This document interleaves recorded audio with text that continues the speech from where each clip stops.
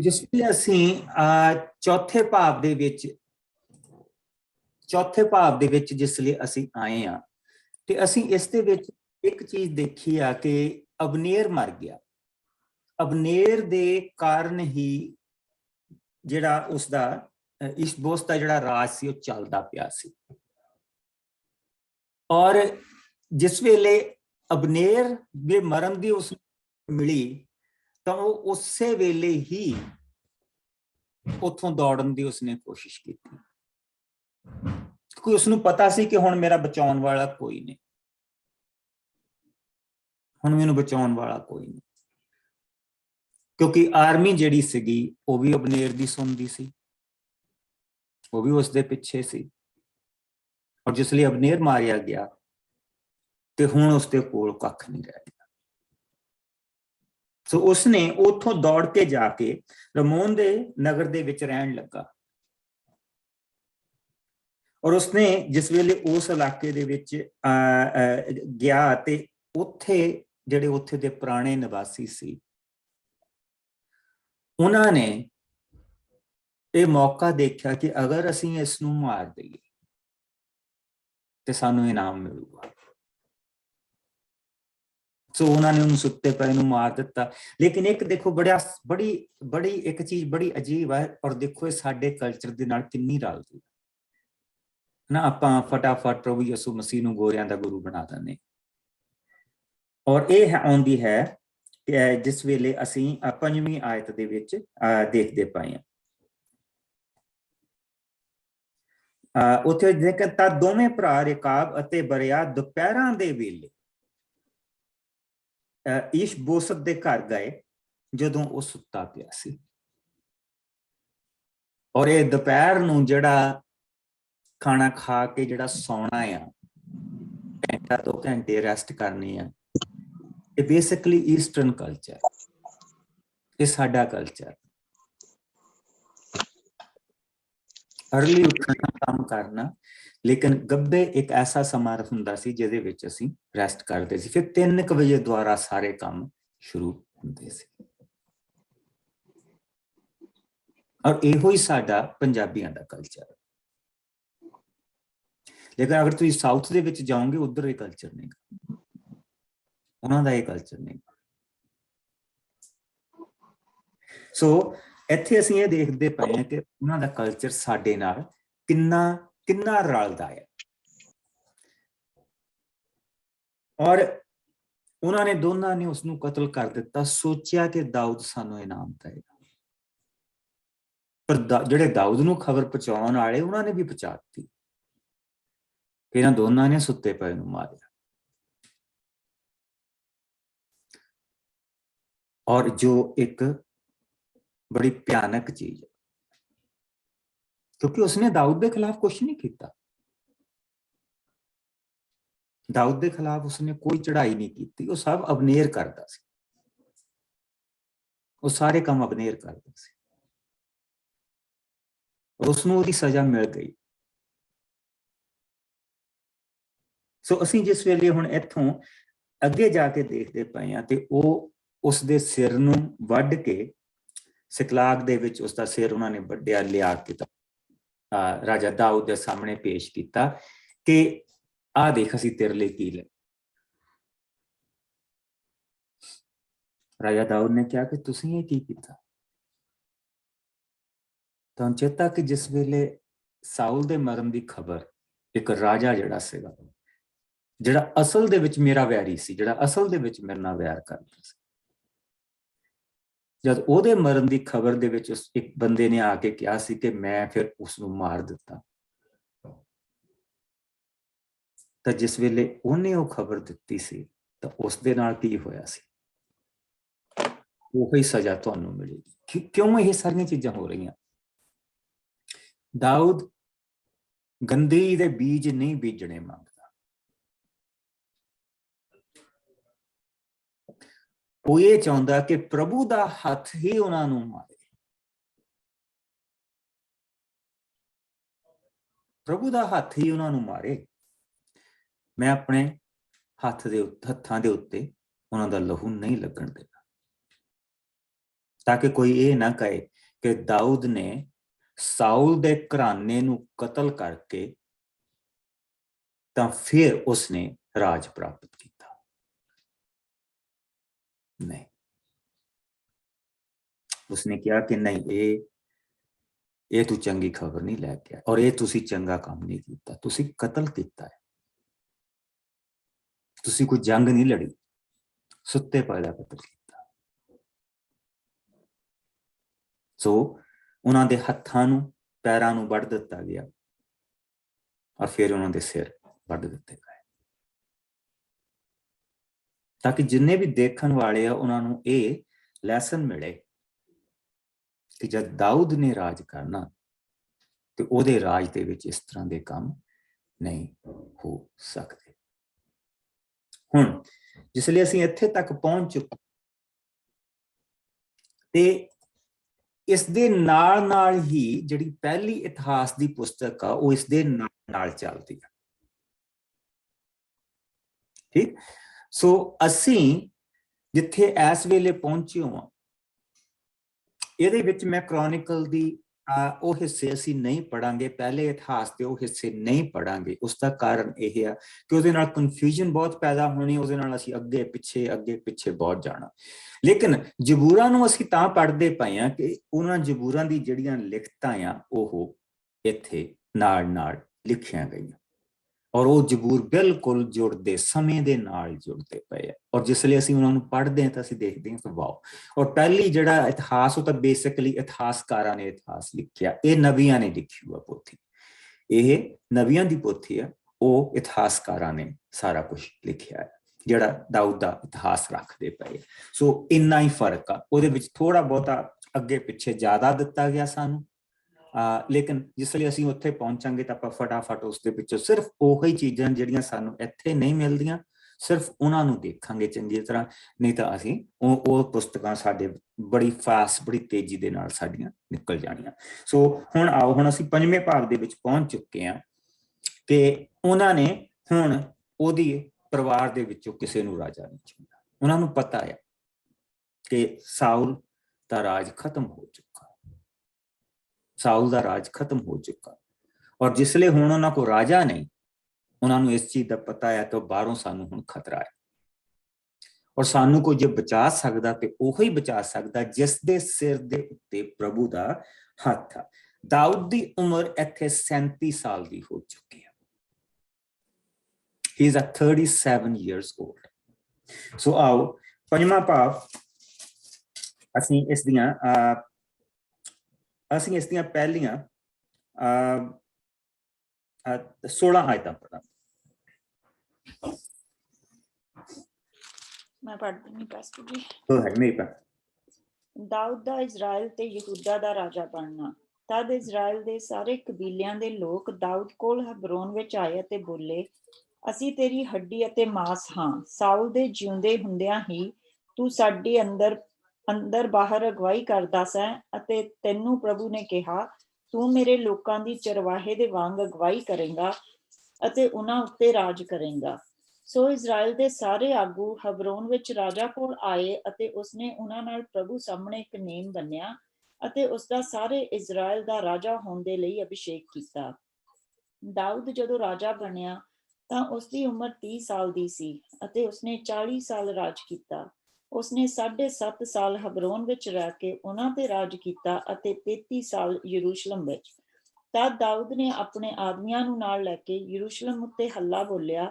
ਯਰੂਸ਼ਲਮ ਦੇ ਨਿਵਾਸੀ ਯਬੂਸੀ ਲੋਕ ਸੋਚਦੇ ਸਨ ਕਿ ਦਾਊਦ ਯਰੂਸ਼ਲਮ ਨੂੰ ਨਹੀਂ ਜਿੱਤ ਸਕੇਗਾ, ਇਸ ਲਈ ਉਹਨਾਂ ਨੇ ਦਾਊਦ ਨੂੰ ਕਿਹਾ, ਤੂੰ ਇੱਥੇ ਨਹੀਂ ਆ ਸਕੇਗਾ। ਤੈਨੂੰ ਇੱਥੋਂ ਆਉਣ ਤੋਂ ਰੋਕਣ ਲਈ ਤਾਂ ਇੱਥੋਂ ਦੇ ਅੰਨੇ ਤੇ ਲੰਗੇ ਹੀ ਕਾਫੀ ਹਨ। ਪਰ ਦਾਊਦ ਨੇ ਸਿਯੋਨ ਦਾ ਕਿਲਾ ਜਿੱਤ ਲਿਆ ਅਤੇ ਪਿੱਛੋਂ ਇਹੀ ਦਾਊਦ ਦੇ ਸ਼ਹਿਰ ਦੇ ਨਾਂ ਨਾਲ ਪ੍ਰਸਿੱਧ ਹੋਇਆ।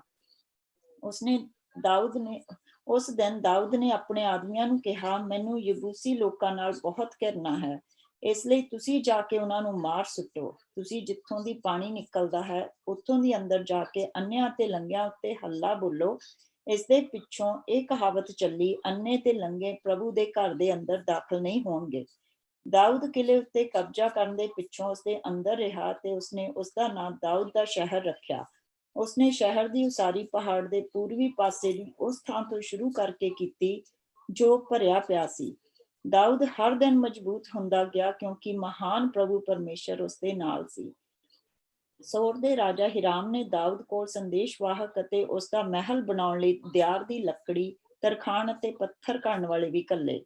ਤਦ ਦਾਊਦ ਜਾਣ ਗਿਆ ਕਿ ਪ੍ਰਭੂ ਨੇ ਉਸਦਾ ਇਜ਼ਰਾਈਲ ਉੱਤੇ ਰਾਜ ਸਥਾਪਿਤ ਕਰ ਦਿੱਤਾ ਹੈ ਅਤੇ ਪ੍ਰਭੂ ਆਪਣੇ ਲੋਕਾਂ ਕਾਰਨ ਉਸ ਰਾਜ ਨੂੰ ਵਧਾ ਫੁਲਾ ਰਿਹਾ ਹੈ। ਹਬਰੋਨ ਤੋਂ ਯਰੂਸ਼ਲਮ ਵਿੱਚ ਆ ਕੇ ਵਸਣ ਦੇ ਪਿੱਛੋਂ ਦਾਊਦ ਨੇ ਹੋਰ ਬਹੁਤ ਸਾਰੀਆਂ ਔਰਤਾਂ ਨਾਲ ਵਿਆਹ ਕੀਤੇ ਅਤੇ ਉਸਦੇ ਘਰ ਹੋਰ ਬਹੁਤ ਸਾਰੇ ਧੀਆਂ ਪੁੱਤਰਾਂ ਨੇ ਜਨਮ ਲਿਆ। ਯਰੂਸ਼ਲਮ ਵਿੱਚ ਉਸਦੇ ਘਰ ਜੰਮੀ ਸੰਤਾਨ ਦੇ ਇਹ ਨਾਂ ਸਨ: ਸ਼ਮੂਆ, ਸ਼ੋਬਾਬ, ਨਾਥਾਨ, ਸੁਲੇਮਾਨ, ਜ਼ਿਬਹਾਰ, ਅਲੀਸ਼ੂਆ, ਨਫਗ, ਜ਼ਾਫੀਆ, ਅਲੀਸ਼ਮਾ, ਅਲਿਆਦਾ ਅਤੇ ਅਲੀਫਾਲਟ। ਫਿਲਿਸਤੀਆਂ ਉੱਤੇ ਬਸ ਇੱਥੇ ਤਾਂ ਠੀਕ ਆ, ਕਿਉਂਕਿ ਹੁਣ ਅਸੀਂ ਜ਼ਬੂਰ ਪੜ੍ਹਨੇ ਆ, ਕਿਉਂਕਿ ਇਟਸ ਅ ਵੈਰੀ ਬਿਗ, ਜਿੱਥੇ ਅਸੀਂ ਆ ਪਹੁੰਚੇ ਹਾਂ, ਦਿਸ ਇਜ਼ ਵੈਰੀ ਬਿਗ। ਕਿਉਂਕਿ ਦਾਊਦ ਅਸੀਂ ਚਰਵਾਹਾ ਦੇਖਿਆ ਜਿਹੜਾ ਭੇਡਾਂ ਬੱਕਰੀਆਂ ਚਾਰਦਾ ਸੀ, ਪਰ ਉਸਦੇ ਬਾਪ ਨੇ ਕਿਹਾ ਕਿ ਇਹ ਹੋਰ ਕਿਸੇ ਚੀਜ਼ ਦੇ ਯੋਗ ਨਹੀਂ, ਹੋਰ ਚੀਜ਼ਾਂ ਦੇ ਇਹ ਯੋਗ ਨਹੀਂ, ਕਿਉਂਕਿ ਇਹ ਭੇਡਾਂ ਬੱਕਰੀਆਂ ਚਾਰਨ ਦੇ ਹੀ ਯੋਗ।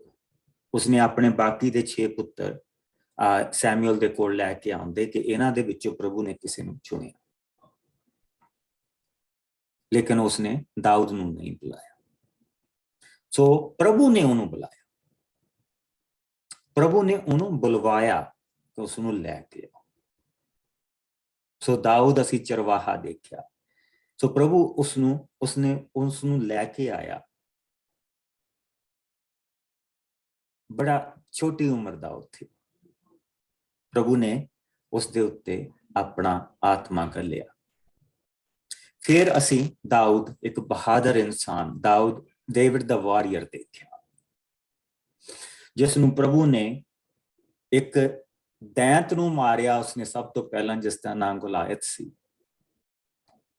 ਔਰ ਉਸ ਨੂੰ ਮਾਰਨ ਤੋਂ ਬਾਅਦ ਪ੍ਰਭੂ ਨੇ ਉਸ ਨੂੰ ਸਾਰੀ ਸੈਨਾ ਦੇ ਵਿੱਚ ਉਠਾਇਆ, ਔਰ ਸਾਰੀ ਸੈਨਾ ਜਿਹੜੀ ਸੀ ਉਹ ਦਾਊਦ ਨੂੰ ਬਹੁਤ ਪਿਆਰ ਕਰਦੀ ਸੀ। ਉਹਨਾਂ ਨੂੰ ਪਤਾ ਸੀ ਕਿ ਦਾਊਦ ਦੇ ਉੱਤੇ ਪ੍ਰਭੂ ਦਾ ਹੱਥ।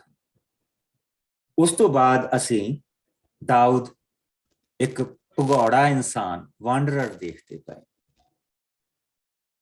ਪ੍ਰਭੂ ਨੇ ਜੋ ਕੁਝ ਸਾਊਲ ਦੇ ਰਾਹੀਂ ਉਸ ਨੂੰ ਸਿਖਾਉਣਾ ਸੀ ਉਸ ਨੂੰ ਸਿਖਾਤਾ। ਇਸ ਤੋਂ ਜ਼ਿਆਦਾ ਜੇ ਕੁਝ ਸਿੱਖਣ ਦੇ ਲਈ ਰਹਿ ਗਿਆ ਸੀ ਤਾਂ ਸਾਊਲ ਦੀ ਕਮੀਨਗੀ ਰਹਿ ਗਈ ਸੀ। ਰਾਜ ਦਾ ਪ੍ਰਬੰਧ ਕਿਸ ਤਰ੍ਹਾਂ ਕਰਨਾ, ਰਾਜ ਨੂੰ ਕਿਸ ਤਰ੍ਹਾਂ ਸੰਭਾਲਣਾ, ਰਾਜ ਦੇ ਸਾਰੇ ਕੰਮ ਕਿਸ ਤਰ੍ਹਾਂ ਕਰਨੇ ਆ, ਉਹ ਪ੍ਰਭੂ ਨੇ ਉਸ ਨੂੰ ਦਿਖਾ ਦਿੱਤੇ। ਜੰਗਾਂ ਕਿਸ ਤਰ੍ਹਾਂ ਲੜੀਆਂ ਜਾਂਦੀਆਂ, ਜੰਗ ਦੇ ਵਿੱਚ ਲੋਕਾਂ ਨੂੰ ਕਿੱਦਾਂ ਤਿਆਰ ਕੀਤਾ ਜਾਂਦਾ, ਉਹ ਪ੍ਰਭੂ ਨੇ ਸਾਰਾ ਕੁਝ ਉਸ ਨੂੰ ਦਿਖਾਤਾ, ਸਿਖਾਤਾ। ਸਾਊਲ ਨੇ ਸੋਚਿਆ ਕਿ ਮੈਂ ਇਸ ਨੂੰ ਆਪਣੀ ਪੁੱਤਰੀ ਦਾ ਵਿਆਹ ਜਿਵੇਂ ਇਹਦੇ ਨਾਲ ਕਰ ਦੇਵਾਂ ਤੇ ਇਹ ਮੇਰੇ ਕਾਬੂ ਆ ਜਾਏਗਾ। ਲੇਕਿਨ ਜਿਸਲੇ ਉਸ ਦੀ ਧੀ ਨੇ ਦੇਖਿਆ ਕਿ ਇਹ ਤਾਂ ਮੈਨੂੰ ਸੁਹਾਗਣ ਹੋਣ ਤੋਂ ਪਹਿਲਾਂ ਹੀ ਵਿਧਵਾ ਬਣਾਉਣ ਨੂੰ ਤਿਆਰ ਆ, ਉਸਨੇ ਆਪਣੇ ਪਤੀ ਨੂੰ, ਦਾਊਦ ਨੂੰ ਦੜਾ ਦਿੱਤਾ। ਉਸ ਤੋਂ ਬਾਅਦ ਅਸੀਂ ਦਾਊਦ ਇੱਕ ਵਾਂਡਰਰ, ਇੱਕ ਵਿਚਾਰਾ ਲੁਕਦਾ ਫਿਰਦਾ ਇਨਸਾਨ, ਭਗੌੜਾ ਇਨਸਾਨ ਦੇ ਤੌਰ ਤੇ ਉਸ ਨੂੰ ਦੇਖਦੇ ਪਏ। ਔਰ ਉਸ ਵੇਲੇ ਉਸਦੇ ਦੁੱਖਾਂ ਦੇ ਅਸੀਂ ਦੇਖਦੇ ਪਏ ਹਾਂ। ਉਹ ਪ੍ਰਭੂ ਦੇ ਅੱਗੇ ਆਵਾਜ਼ ਉਠਾਉਂਦਾ, ਤੂੰ ਕਿੱਥੇ ਆ? ਆਪਣਾ ਹਿਰਖ ਪ੍ਰਭੂ ਦੇ ਅੱਗੇ ਕਰਦਾ ਪਿਆ। ਕਿਸ ਤਰ੍ਹਾਂ ਮੈਨੂੰ ਇਹ ਲੋਕ ਪਾੜ ਖਾਣ ਨੂੰ ਫਿਰਦੇ, ਕਿਸ ਤਰ੍ਹਾਂ ਇਹ ਸਾਨਾਂ ਦੇ ਵਾਂਗ ਮੈਨੂੰ ਮਾਰਨ ਨੂੰ ਫਿਰਦੇ, ਕਿਸ ਤਰ੍ਹਾਂ ਇਹ ਮੇਰੇ ਲਈ ਜਾਲ ਵਿਛਾਉਂਦੇ ਆ, ਜਿਸ ਤਰ੍ਹਾਂ ਚਿੜੀ ਨੂੰ ਫੜਿਆ ਜਾਂਦਾ ਹੈ ਉਸ ਤਰ੍ਹਾਂ ਮੈਨੂੰ ਫੜਦੇ। ਲੇਕਿਨ ਪ੍ਰਭੂ ਨੇ ਉਸ ਦੇ ਵਿੱਚ ਵੀ ਉਸ ਨੂੰ ਜਿੱਤ ਦਿੱਤੀ। 2 ਵਾਰੀ ਸਾਊਲ ਦੀ ਜ਼ਿੰਦਗੀ ਉਹਦੀ ਤਲਵਾਰ ਦੀ ਨੋਕ ਤੇ ਖੜੀ ਸੀ, ਉਸਨੇ ਸਾਊਲ ਨੂੰ ਨਹੀਂ ਮਾਰਿਆ। ਪ੍ਰਭੂ ਨੇ ਉਸਦੇ ਹੱਥ ਸਾਫ਼ ਰੱਖੇ। ਅਗਰ ਉਹ ਸਾਊਲ ਨੂੰ ਮਾਰ ਵੀ ਦਿੰਦਾ ਤੇ ਇਜ਼ਰਾਈਲੀ ਲੋਕਾਂ ਨੇ ਤਾਂ ਵੀ ਕੁਛ ਨਹੀਂ ਸੀ ਕਹਿਣਾ, ਤਾਂ ਵੀ ਕੁਛ ਨਹੀਂ ਸੀ ਕਹਿਣਾ, ਕਿਉਂਕਿ ਉਹਨਾਂ ਨੂੰ ਪਤਾ ਸੀ ਕਿ ਸਾਊਲ ਇੱਕ ਯੋਗ ਰਾਜਾ ਨਹੀਂ। ਇਸ ਚੀਜ਼ ਦਾ ਉਹਨਾਂ ਨੂੰ ਪਤਾ ਸੀ। ਉਹ ਮੰਗਦੇ ਸੀ ਕਿ ਦਾਊਦ ਰਾਜ ਕਰੇ। ਸੋ ਉਹਨਾਂ ਨੂੰ ਉੱਥੋਂ ਉਸ ਨੂੰ ਦੌੜਨਾ ਪਿਆ।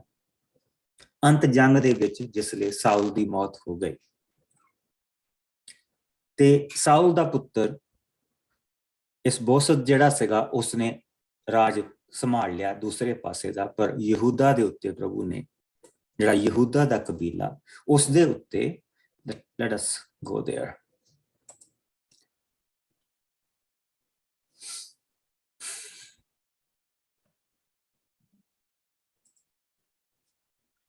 ਸੋ ਜਿਸ ਲਈ ਅਸੀਂ ਦੇਖਦੇ ਪਏ ਆ, ਆ ਜਿਹੜਾ ਆ ਸਿਮੀਅਨ ਤੇ ਔਰ ਆ ਜਿਹੜਾ ਇਲਾਕਾ ਔਰ ਥੋੜਾ ਜਿਹਾ ਜਿਹੜਾ ਬਿਨਯਾਮੀਨੀਆਂ ਦਾ ਇਲਾਕਾ ਸੀ, ਉਹਦੇ ਉੱਤੇ ਦਾਊਦ ਦਾ ਰਾਜ ਸੀ। ਇੰਨੇ ਇਲਾਕੇ ਦੇ ਉੱਤੇ ਦਾਊਦ ਦਾ ਰਾਜ ਸੀ।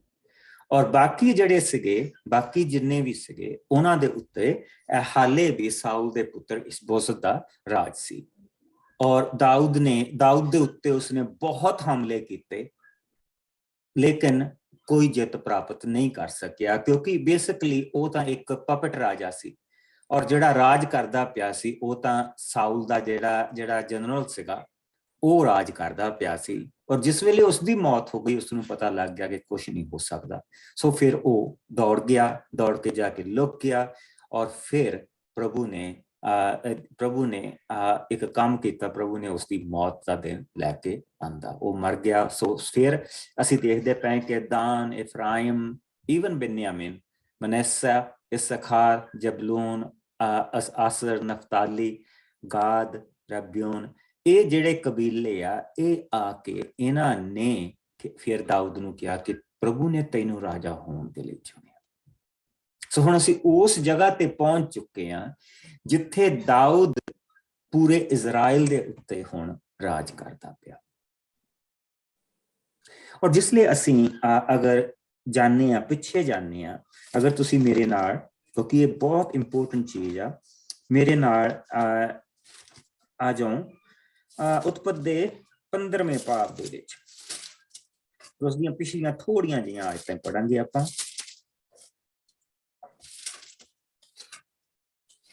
ਉਤਪਤ ਦਾ 15ਵਾਂ ਭਾਗ, ਉਸ ਦੀ 19 ਪੇਜ ਆ।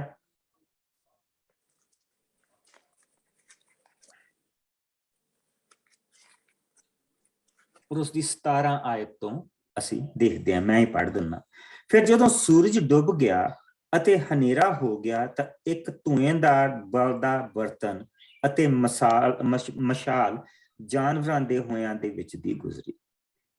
ਉਸ ਸਮੇਂ ਪ੍ਰਭੂ ਨੇ ਅਬਰਾਮ ਨੂੰ ਇਹ ਕਹਿ ਕੇ ਨੇਮ ਬੰਨਿਆ, ਤੇਰੇ ਵੰਸ਼ ਨੂੰ ਮੈਂ ਸਾਰੀ ਧਰਤੀ ਦਿੰਦਾ ਹਾਂ, ਮਿਸਰ ਦੇ ਦਰਿਆ ਤੋਂ ਲੈ ਕੇ ਵੱਡੇ ਦਰਿਆ ਫਰਾਤ ਤੱਕ, ਕੇਨੀਆਂ ਦੀ, ਕਨੱਜੀਆਂ ਦੀ, ਕਦਮੋਨੀਆਂ ਦੀ, ਹਿੱਤੀਆਂ ਦੀ, ਪ੍ਰਿਜੀਆਂ ਦੀ, ਰਫੀਮੀਆਂ ਦੀ, ਅਮੋਰੀਆਂ ਦੀ, ਕਨਾਨੀਆਂ ਦੀ, ਗਿਰਗਸੀਆਂ ਦੀ ਅਤੇ ਯਬੂਸੀਆਂ ਦੀ।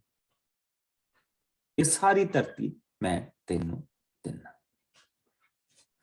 ਬਾਕੀ ਸਭ ਕੁਝ ਫਤਿਹ ਹੋ ਚੁੱਕਾ, ਲੇਕਿਨ ਇੱਕ ਚੀਜ਼ ਪ੍ਰਭੂ ਨੇ ਦਾਊਦ ਦੇ ਵਾਸਤੇ ਰੱਖੀ। ਪਰ ਇਸ ਤੋਂ ਪਹਿਲਾਂ ਅਸੀਂ ਉੱਥੇ ਜਾਈਏ ਕਿ ਪਹਿਲੀਆਂ ਜਿਹੜੀਆਂ ਅਸੀਂ 5 ਆਇਤਾਂ ਪੜ੍ਹੀਆਂ ਸੀ, ਤਾਂ ਉੱਥੇ ਸਾਨੂੰ ਇਹ ਪਤਾ ਲੱਗਦਾ ਕਿ ਦਾਊਦ ਨੂੰ ਪ੍ਰਭੂ ਨੇ ਸਾਰੇ ਇਸਰਾਇਲ ਦਾ ਰਾਜਾ ਬਣਾ ਦਿੱਤਾ।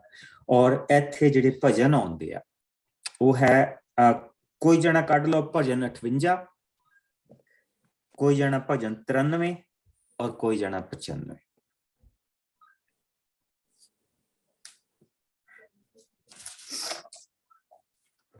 अठवंजा, 93 ਤੇ 95 ਪੰਜਵੀਂ ਆਇਤ ਤੋਂ ਬਾਅਦ ਹੁੰਦੇ।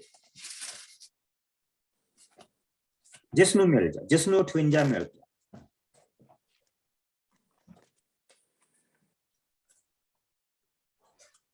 ਪਾਸਟਰ ਜੀ। ਹਾਂਜੀ ਮੈਮ। हे मानव, की तेरा बोल सचमुच सच ते खड़ा है? की तेरा न्याय निरपक्ष है? नहीं, तेरे दिल विच दुष्टता दा वास है ਅਤੇ ਤੇਰੇ ਹੱਥ ਧਰਤੀ ਤੇ ਹਿੰਸਾਤਮਕ ਅਪਰਾਧ ਨਾਲ ਭਰੇ ਪਏ ਹਨ। ਦੁਸ਼ਟ ਗਰਭ ਵਿੱਚ ਹੀ ਭਟਕ ਜਾਂਦੇ ਹਨ, ਝੂਠੇ ਮਨੁੱਖ ਜੰਮਦਿਆਂ ਹੀ ਕੁਰਾਹੇ ਪੈ ਜਾਂਦੇ ਹਨ। ਉਹ ਜ਼ਹਿਰੀਲੇ ਸੱਪ ਦੀ ਤਰ੍ਹਾਂ ਜ਼ਹਿਰੀਲੇ ਹੁੰਦੇ ਹਨ, ਉਹ ਬੋਲੇ ਨਰ ਦੀ ਤਰ੍ਹਾਂ ਆਪਣੇ ਕੰਨ ਬੰਦ ਕਰ ਲੈਂਦੇ ਹਨ। ਜੋ ਸਪੇਰੇ ਦੀ ਆਵਾਜ਼ ਤੱਕ ਨਹੀਂ ਸੁਣਦਾ ਤੇ ਨਾ ਹੀ ਉਸ ਤੇ ਚਲਾਕ ਮਦਾਰੀ ਦੇ ਮੰਤਰ ਦਾ ਅਸਰ ਕਰਦਾ ਹੈ। ਹੇ ਪ੍ਰਭੂ, ਤੂੰ ਉਹਨਾਂ ਦੇ ਦੰਦ ਤੋੜ ਦੇ ਜੋ ਜਵਾਨ ਸ਼ੇਰ ਦੇ ਦੰਦਾਂ ਵਾਂਗ ਤੇਜ਼ ਹਨ। ਉਹ ਚੱਲਦੇ ਪਾਣੀ ਦੀ ਤਰ੍ਹਾਂ ਨਜ਼ਰ ਤੋਂ ਦੂਰ ਹੋ ਜਾਣ ਅਤੇ ਰਾਹ ਉਤਲੇ ਘਾਹ ਦੀ ਤਰ੍ਹਾਂ ਦੱਬ ਕੇ ਸੁੱਕ ਜਾਣ। ਉਹ ਘੋਗੇ ਵਾਂਗ ਘੁਲ ਕੇ ਨਾਸ਼ ਹੋ ਜਾਣ ਅਤੇ ਔਰਤ ਦੇ ਗਰਭਪਾਤ ਵਾਂਗ ਸੂਰਜ ਦੀ ਲੋ ਨਾ ਦਿਖਣ। ਇਸ ਤੋਂ ਪਹਿਲਾਂ ਕਿ ਤੁਹਾਡੇ ਪਤੀਲੇ ਛਾਪਿਆਂ ਦੀ ਅੱਗ ਨਾਲ ਗਰਮ ਹੋਣ, ਉਹ ਜਲੇ ਅਣਜਲੇ ਦੋਹਾਂ ਨੂੰ ਤੇਜ਼ ਬੁੱਲੇ ਨਾਲ ਉਡਾ ਲਿਆ ਜਾਵੇਗਾ। ਭਲੇ ਲੋਕ ਦੁਸ਼ਟਾਂ ਨੂੰ ਇਸ ਤਰ੍ਹਾਂ ਦੀ ਮਿਲਦੀ ਸਜ਼ਾ ਦੇਖ ਕੇ ਖੁਸ਼ ਹੋਣਗੇ। ਉਹ ਆਪਣੇ ਪੈਰ ਦੁਸ਼ਟਾਂ ਦੇ ਲਹੂ ਵਿੱਚ ਧੋਣਗੇ। ਤਦ ਲੋਕ ਕਹਿਣਗੇ, ਭਲਿਆਂ ਦਾ ਫਲ ਨਿਸ਼ਚਿਤ ਹੈ ਅਤੇ ਪਰਮੇਸ਼ਰ ਸੱਚਮੁੱਚ ਧਰਤੀ ਦਾ ਨਿਆਂ ਕਰਦਾ ਹੈ। ਪ੍ਰਭੂ ਨੇ ਉਸ ਨੂੰ ਰਾਜਾ ਬਣਾਇਆ। ਇਹ ਸਾਰੀਆਂ ਚੀਜ਼ਾਂ ਦੇ ਵਿੱਚ ਦੀ ਉਸ ਨੂੰ ਗੁਜ਼ਰਨਾ ਪਿਆ। ਜਿਨ੍ਹਾਂ ਲੋਕਾਂ ਦਾ ਉਸਨੇ ਭਲਾ ਕੀਤਾ, ਜਿਨ੍ਹਾਂ ਨੂੰ ਬਚਾਇਆ, ਉਹੀ ਸਾਊਲ ਦੇ ਕੋਲ ਇਨਾਮ ਲੈਣ ਦੇ ਲਈ ਗਏ। ਦਾਊਦ ਨੂੰ ਉਹਨਾਂ ਨੇ ਫੜਵਾਉਣ ਦੀ ਕੋਸ਼ਿਸ਼ ਕੀਤੀ, ਪ੍ਰਭੂ ਨੇ ਉਸ ਨੂੰ ਬਚਾਇਆ। ਔਰ ਬਾਰ-ਬਾਰ ਇਸ ਤਰ੍ਹਾਂ ਦੇ ਲੋਕ ਉੱਠਦੇ ਰਹੇ ਜੋ ਦੇਖਣ ਨੂੰ ਤਾਂ ਮੁਲਾਇਮ ਸੀਗੇ ਪਰ ਅਸਲ 'ਚ ਸੱਪ ਸੀਗੇ। ਸੋ ਇਹ ਚੀਜ਼ ਉਹ ਦਾਊਦ ਇੱਥੇ ਕਹਿ ਰਿਹਾ ਕਿ ਉਹਨਾਂ ਸਾਰੀਆਂ ਚੀਜ਼ਾਂ ਦੇ ਵਿੱਚ ਦੀ ਤੂੰ ਮੈਨੂੰ ਕੱਢ ਕੇ ਲੈ ਕੇ ਆਇਆ, ਔਰ ਜਿਹੜਾ ਤੂੰ ਮੈਨੂੰ ਅੱਜ ਫਲ ਦਿੱਤਾ ਤੇ ਅੱਜ ਤੂੰ ਮੈਨੂੰ 12 ਕਬੀਲਿਆਂ ਦਾ ਰਾਜਾ ਬਣਾਇਆ। ਇਹ ਸਿਵਾਏ ਮੇਰੇ ਪ੍ਰਭੂ ਤੋਂ ਹੋਰ ਕੋਈ ਨਹੀਂ ਕਰ ਸਕਦਾ। ਇਹ ਸਿਰਫ ਤੇ ਸਿਰਫ ਜਿਹੜਾ ਇਸ ਦਾ ਸਾਰਾ ਮਾਣ ਜ਼ਬੂਰ 53। ਹਾਂਜੀ, ਮੈਂ ਪੜ੍ਹ ਲੂੰਗੀ।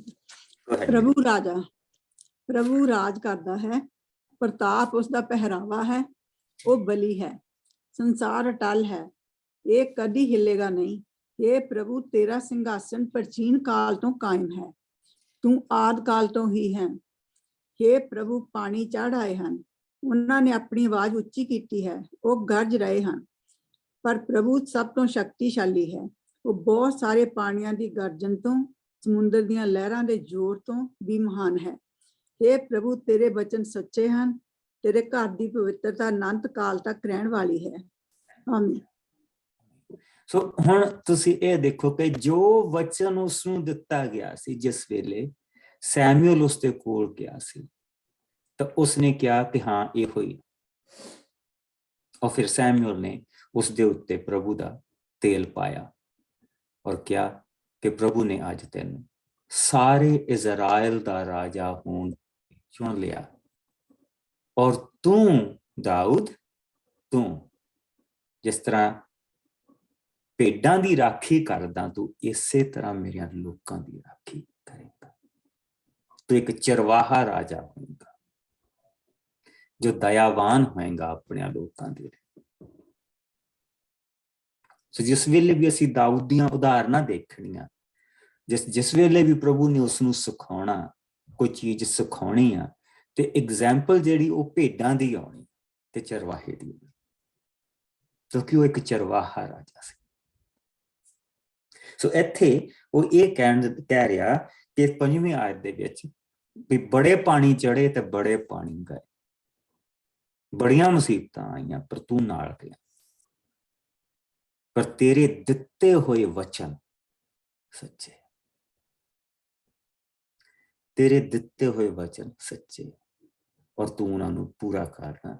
ਤੂੰ ਕਿਹਾ ਸੀ ਔਰ ਅੱਜ ਮੈਂ ਉਹ ਭੇਡਾਂ ਚਾਰਨ ਵਾਲਾ ਅੱਜ ਰਾਜਗੱਦੀ ਤੇ ਬੈਠਾ, ਅੱਜ ਮੇਰੇ ਸਿਰ ਦੇ ਉੱਤੇ ਸੋਨੇ ਦਾ ਮੁਕਟ, ਔਰ ਅੱਜ ਇਹ ਲੋਕ ਮੇਰੇ ਮੂਹਰੇ ਝੁਕਦੇ ਪਏ, ਔਰ ਇਹ ਪ੍ਰਭੂ ਦੀ ਮਹਾਨ ਬਰਕਤ ਜੋ ਉਸ ਦੇ ਉੱਤੇ ਹੋਈ। 95 ਜ਼ਬੂਰ, ਛੋਟੇ ਛੋਟੇ ਜ਼ਬੂਰ ਆ। 95 ਜ਼ਬੂਰ, ਮਹਿਮਾ ਦਾ ਗੀਤ। ਜਸ ਨਹੀਂ ਪੜ੍ਹਦੇ ਫਾਸਲ ਜੀ। ਮਹਿਮਾ ਦਾ ਗੀਤ। ਆਓ ਅਸੀਂ ਪ੍ਰਭੂ ਦੀ ਜੈ ਜੈਕਾਰ ਕਰੀਏ, ਆਓ ਅਸੀਂ ਆਪਣੀ ਮੁਕਤੀ ਦੀ ਚਟਾਨ ਲਈ ਨਾਰੇ ਮਾਰੀਏ, ਆਓ ਅਸੀਂ ਧੰਨਵਾਦੀ ਮਨ ਲੈ ਕੇ ਉਸਦੇ ਸਾਹਮਣੇ ਜਾਈਏ, ਆਓ ਅਸੀਂ ਸੁਰਾਂ ਨਾਲ ਉਸ ਦੀ ਮਹਿਮਾ ਦੇ ਗੀਤ ਗਾਈਏ, ਕਿਉਂਕਿ ਪ੍ਰਭੂ ਵੱਡਾ ਪਰਮੇਸ਼ਰ, ਉਹ ਸਭ ਦੇਵਤਿਆਂ ਦਾ ਮਹਾਰਾਜਾ ਹੈ। ਧਰਤੀ ਦੀਆਂ ਡੂੰਘਾਈਆਂ ਉਸਦੇ ਹੱਥ ਹੇਠ ਹਨ, ਸਭ ਪਹਾੜਾਂ ਦੀਆਂ ਚੋਟੀਆਂ ਵੀ ਉਸੇ ਦੀਆਂ ਹਨ। ਸਾਗਰ ਉਸੇ ਦੀ ਕਾਰੀਗਰੀ ਹੈ, ਇਸ ਲਈ ਉਹ ਉਸੇ ਦਾ ਹੈ। ਧਰਤੀ ਵੀ ਉਸੇ ਦੇ ਹੱਥਾਂ ਦੀ ਰਚਨਾ ਹੈ। ਆਓ ਉਸ ਦੀ ਆਰਾਧਨਾ ਸਿਰ ਨੀਵਾਂ ਕਰਕੇ ਕਰੀਏ ਅਤੇ ਪ੍ਰਭੂ ਆਪਣੇ ਕਰਤਾ ਦੇ ਸਾਹਮਣੇ ਆਪਣੇ ਗੋਡੇ ਟੇਕੀਏ, ਕਿਉਂਕਿ ਸਾਡਾ ਪਰਮੇਸ਼ਰ ਹੈ। ਅਸੀਂ ਉਸ ਦੇ ਦਰਗਾਹਾਂ ਦੇ ਲੋਕ ਹਾਂ ਤੇ ਉਸ ਦਾ ਇੱਜੜ ਹਾਂ। ਅੱਜ ਤੁਸੀਂ ਉਸ ਦੀ ਆਵਾਜ਼ ਸੁਣੋ, ਤੁਸੀਂ ਆਪਣੇ ਮਨ ਸਖਤ ਨਾ ਕਰੋ, ਜਿਸ ਤਰ੍ਹਾਂ ਤੁਹਾਡੇ ਪੁਰਖਿਆਂ ਨੇ ਮਰੀਵਾਹ ਦੀ ਥਾਂ ਤੇ ਅਤੇ ਉਜਾੜ ਦੇ ਮਸਾਹ ਦੀ ਥਾਂ ਤੇ ਕੀਤੇ ਸਨ। ਉਸ ਸਮੇਂ ਤੁਹਾਡੇ ਪੁਰਖਿਆਂ ਨੇ ਮੇਰੇ ਕੰਮ ਦੇਖਣ ਤੇ ਵੀ ਮੈਨੂੰ ਪਰਖਿਆ ਅਤੇ ਪਰਤਾਇਆ ਸੀ। ਉਹਨਾਂ ਨੇ ਪੂਰੇ 40 ਸਾਲਾਂ ਤੱਕ ਮੈਨੂੰ ਅਕਾਇਆ। ਤਾਂ ਮੈਂ ਕਿਹਾ, ਇਹ ਲੋਕ ਦਿਲਾਂ ਦੇ ਬੁਰੇ ਹਨ, ਇਹਨਾਂ ਮੇਰੇ ਰਾਹਾਂ ਨੂੰ ਨਹੀਂ ਜਾਣਿਆ ਹੈ। ਇਸ ਲਈ ਮੈਂ ਆਪਣੇ ਕ੍ਰੋਧ ਵਿੱਚ ਸਹੁੰ ਖਾਧੀ, ਇਹ ਉਸ ਸੁੱਖ ਭਰੀ ਧਰਤੀ ਤੇ ਨਹੀਂ ਜਾ ਸਕਣਗੇ ਜੋ ਮੈਂ ਉਹਨਾਂ ਨੂੰ ਦੇਵਾਂਗਾ। ਆਮੀਨ। ਸੋ ਬਿਲਕੁਲ ਉਹੀ ਚੀਜ਼ ਉਹ ਕਹਿ ਰਿਹਾ ਕਿ ਆਪਣੇ ਪ੍ਰਭੂ ਦੇ ਵੱਲ ਉਸਨੇ ਸ਼ੁਕਰਗੁਜ਼ਾਰੀ ਕੀਤੀ ਹੈ ਪ੍ਰਭੂ ਦੀ, ਔਰ ਉਹਨਾਂ ਨੂੰ ਦੱਸ ਰਿਹਾ ਕਿ ਇੱਕ ਨਵਾਂ ਪ੍ਰਭੂ, ਇੱਕ ਨਵਾਂਪਨ ਇਜ਼ਰਾਈਲ ਦੇ ਵਿੱਚ ਲੈ ਕੇ ਆ ਰਿਹਾ। ਹੁਣ ਤੁਸੀਂ ਉਹ ਕੰਮ ਨਾ ਕਰਿਓ ਜੋ ਸਾਡੇ ਬਜ਼ੁਰਗਾਂ ਨੇ ਉੱਥੇ ਕੀਤੇ ਸੀ, ਔਰ ਜਿੱਦਾਂ ਉਹਨਾਂ ਨੇ ਉਸ ਨੂੰ ਅਕਾਇਆ ਸੀ ਪ੍ਰਭੂ, ਔਰ 40 ਸਾਲ ਉੱਥੇ ਉਹਨਾਂ ਦਾ ਬੁਰਾ ਹਾਲ ਹੋਇਆ। ਉਹ ਕੰਮ ਨਾ ਹੁਣ ਤੁਸੀਂ ਕਰਿਓ। ਹੁਣ ਤੁਸੀਂ ਆਪਣਾ ਧਿਆਨ ਪ੍ਰਭੂ ਦੇ ਵੱਲ ਲਾਇਓ। ਦੇਖੋ, ਅਗਰ ਐਗਜ਼ਾਮਪਲ ਫਿਰ ਉਹ ਆਪਣੀ ਦੇ ਰਿਹਾ, ਦੇਖੋ ਉਸਨੇ ਮੈਨੂੰ ਕਿੱਥੋਂ ਉਠਾ ਕੇ ਕੀ ਬਣਾਇਆ, ਕਿੱਥੋਂ ਉਠਾ ਕੇ ਕੀ ਬਣਾਇਆ। ਯਾਨੀ ਕਿ ਤੁਸੀਂ ਇਹ ਦੇਖਦੇ ਪਏ ਆ ਕਿ ਦਾਊਦ ਦਾ ਲੋਕਾਂ ਦੇ ਨਾਲ ਇੱਕ ਰਿਸ਼ਤਾ ਆ। ਸਾਊਲ ਦਾ ਲੋਕਾਂ ਦੇ ਨਾਲ ਕੋਈ ਰਿਸ਼ਤਾ ਨਹੀਂ ਸੀ। ਸਾਊਲ ਨੂੰ ਸਿਰਫ ਤੇ ਸਿਰਫ ਆਪਣੀ ਪਈ ਸੀ। ਸਾਊਲ ਦਾ ਆਪਣੇ ਪੁੱਤਰ ਦੇ ਨਾਲ ਵੀ ਕੋਈ ਖਾਸ ਰਿਸ਼ਤਾ ਨਹੀਂ ਸੀ। ਉਹ ਉਸ ਨੂੰ ਵੀ ਅਪਸ਼ਬਦ ਬੋਲਦਾ ਸੀ, ਲੇਕਿਨ ਉਸਦੇ ਪੁੱਤਰ ਨੇ ਇਹ ਦੇਖ ਲਿਆ ਸੀਗਾ ਕਿ ਇਹਦੇ ਉੱਤੇ ਪ੍ਰਭੂ ਦਾ ਹੱਥ ਹੈ ਨਹੀਂ, ਇਜ਼ ਫਿਨਿਸ਼ਡ। ਅਗਰ ਮੈਂ ਵੀ ਇਹਦੇ ਵਾਲਾ ਕੰਮ ਕੀਤੇ ਤਾਂ ਇਸੇ ਬੁਰਾਈ ਦੇ ਵਿੱਚ ਮੈਂ ਫਸੂੰਗਾ, ਔਰ ਮੈਂ ਵੀ ਇਸੇ ਜਿਸ ਤਰ੍ਹਾਂ ਇਸ ਨੂੰ ਜਾਣਿਆ ਜਾਂਦਾ ਇੱਕ ਕਪਟੀ ਰਾਜਾ, ਇਸੇ ਤਰ੍ਹਾਂ ਮੈਂ ਇੱਕ ਕਪਟੀ ਰਾਜਕੁਮਾਰ ਦੀ ਤਰ੍ਹਾਂ ਜਾਣਿਆ ਜਾਊਗਾ। ਸੋ ਇਸ ਕਰਕੇ ਉਸਨੇ ਆਪਣੇ ਬਾਪ ਦੇ ਪਿੱਛੇ ਲੱਗ ਕੇ ਕੋਈ ਏਦਾਂ ਦਾ ਕੰਮ ਨਹੀਂ ਕੀਤਾ। ਉਸਨੇ ਦਾਊਦ ਨੂੰ ਬਰਕਤ ਦਿੱਤੀ, ਔਰ ਦਾਊਦ ਨੂੰ ਉਸਨੇ ਕਿਹਾ ਕਿ ਤੂੰ ਮੇਰੇ ਪਰਿਵਾਰ ਦਾ ਨਾਮ ਨਾ ਖਤਮ ਕਰ। ਉਸਨੇ ਕਿਹਾ ਨਹੀਂ, ਇਹ ਕੰਮ ਮੈਂ ਕਦੀ ਨਹੀਂ ਹੋਣ ਦਊਂਗਾ। ਔਰ ਦਾਊਦ ਦਾ ਸਾਊਲ ਦੇ ਪਰਿਵਾਰ ਦੇ ਉੱਤੇ ਕਦੀ ਹੱਥ ਨਹੀਂ ਉਠਾਇਆ ਉਸਨੇ। ਸੋ ਇਹ ਉਹ ਚੀਜ਼ ਦਿਖਾ ਰਿਹਾ ਕਿ ਜਿੱਥੇ ਤੱਕ ਮੈਨੂੰ ਲੈ ਕੇ ਆਇਆ ਪ੍ਰਭੂ ਲੈ ਕੇ ਆਇਆ। ਅਗਰ ਅਸੀਂ ਪ੍ਰਭੂ ਨੂੰ ਸੁਣਾਂਗੇ ਔਰ ਚੱਲਾਂਗੇ ਤਾਂ ਪ੍ਰਭੂ ਅੱਜ ਭਾਵੇਂ ਸਮਾਂ ਬੁਰਾ ਦਿਖਾਈ ਦੇ ਰਿਹਾ, ਔਰ ਜਿਹੜਾ ਸੋਚੋ ਕਿ ਇੱਕ ਇਨਸਾਨ ਜਿਹੜਾ ਖੁੰਦਰਾਂ ਦੇ ਵਿੱਚ, ਗੁਫਾਵਾਂ ਦੇ ਵਿੱਚ ਲੁਕਦਾ ਫਿਰਦਾ, ਜ਼ਹਿਰੀਲੇ ਸੱਪਾਂ ਨਾਲ ਜਿਹੜਾ ਸੌਂਦਾ ਪਿਆ, ਉਹ ਜਿਹੜਾ ਬੁਰੀ ਹਾਲਤ ਉਸਦੀ, ਕੀ ਪ੍ਰਭੂ ਭਲੇ ਤੇ ਬੁਰਾ ਸਮਾਂ ਆ ਲੈਣ ਦਿੰਦਾ? ਅਫਕੋਰਸ ਆ ਲੈਣ ਦਿੰਦਾ, ਅਫਕੋਰਸ। ਸੋ ਸਾਨੂੰ ਇਸ ਚੀਜ਼ ਦੇ ਵਿੱਚ ਏਦਾਂ ਕਦੀ ਨਹੀਂ ਪੈਣਾ ਚਾਹੀਦਾ, ਕਿਉਂਕਿ ਅੱਗੇ ਆਉਣ ਵਾਲਾ ਜਿਹੜਾ ਦਿਨ ਹਰ ਰਾਤ ਤੋਂ ਬਾਅਦ ਦਿਨ ਚੜ੍ਹਦਾ। ਇਸੇ ਤਰ੍ਹਾਂ ਕਹਿੰਦਾ ਕਿ ਮੈਂ ਰਾਤਾਂ ਦੇ ਵਿੱਚ ਦੀ ਗੁਜ਼ਰਿਆ, ਪਰ ਅੱਜ ਮੇਰਾ ਦਿਨ ਚੜ੍ਹਿਆ, ਅੱਜ ਮੇਰਾ ਦਿਨ ਸ਼ੁਰੂ ਹੋਇਆ। ਪ੍ਰਭੂ ਨੇ ਮੈਨੂੰ ਬਰਕਤ ਦਿੱਤੀ। ਹੁਣ ਜਿਹੜਾ ਅਸੀਂ ਹਿੱਸਾ ਪੜ੍ਹ ਕੇ ਹਟੇ ਆ, ਜਿਸ ਲਈ ਅਸੀਂ ਵਾਪਸ ਗਏ ਸੀਗੇ, ਤੇ ਅਸੀਂ ਉਤਪਤ ਦੇ ਵਿੱਚੋਂ ਉਹਦੇ 15ਵੇਂ ਭਾਵ ਦੇ ਵਿੱਚੋਂ ਜਿਹੜਾ ਹਿੱਸਾ ਪੜ੍ਹਿਆ ਸੀ।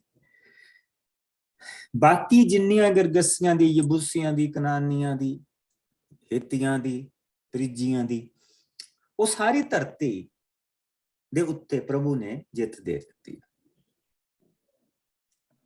ਉਸ ਤੋਂ ਬਾਅਦ ਉਹਨਾਂ ਨੇ ਕੋਈ ਨਵੀਂ ਜਿੱਤ ਪ੍ਰਾਪਤ ਨਹੀਂ ਕੀਤੀ।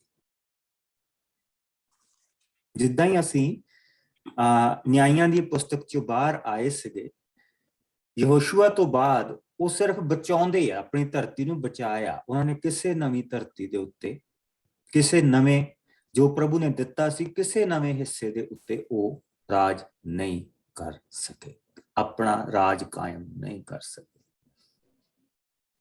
ਸੋ ਬਿਲਕੁਲ ਗੱਬੇ, ਸਾਰੇ ਰਾਜ ਦੇ ਗੱਬੇ ਇੱਕ ਧਰਤੀ ਆ ਜਿਹੜੀ ਦੇਖਦੇ ਪਏ। ਸੋ ਅਗਰ ਅਸੀਂ ਦੇਖੀਏ ਤਾਂ ਆਹ ਸਾਰਾ ਯਹੂਦਾ ਦਾ ਇਲਾਕਾ ਤੇ ਜਰੂਸਲਮ ਇੱਥੇ ਆ ਜਰੂਸਲਮ ਆਲੇ ਦੁਆਲੇ 12 ਕਬੀਲੇ ਬੈਠੇ ਹੋਣ ਦੇ ਕਰਕੇ ਵੀ ਤਾਂ ਵੀ ਉਹ ਇਸ ਗੱਬੇ ਇਸ ਇਲਾਕੇ ਤੇ ਕਬਜ਼ਾ ਨਹੀਂ ਕਰ ਸਕੇ। ਈਵਨ ਦੋ ਕਿ ਇਹ ਬਿਨਯਾਮਿਨ ਦੇ ਹਿੱਸੇ ਦੇ ਵਿੱਚ ਆਉਂਦਾ ਸੀ, ਤਾਂ ਵੀ ਇੱਥੇ ਯਰੂਸ਼ਲਮ ਦੇ ਉੱਤੇ ਹਾਲੇ ਵੀ ਯਬੂਸੀਆਂ ਦਾ ਰਾਜ ਕਾਇਮ ਸੀ, ਉਹਨਾਂ ਦੇ ਉੱਤੇ ਉਹ ਰਾਜ ਨਹੀਂ ਕਰ ਸਕੇ। ਔਰ ਇਹ ਛੋਟਾ ਜਿਹਾ ਹਿੱਸਾ ਪ੍ਰਭੂ ਨੇ ਦਾਊਦ ਦੇ ਲਈ ਰੱਖਿਆ ਸੀ,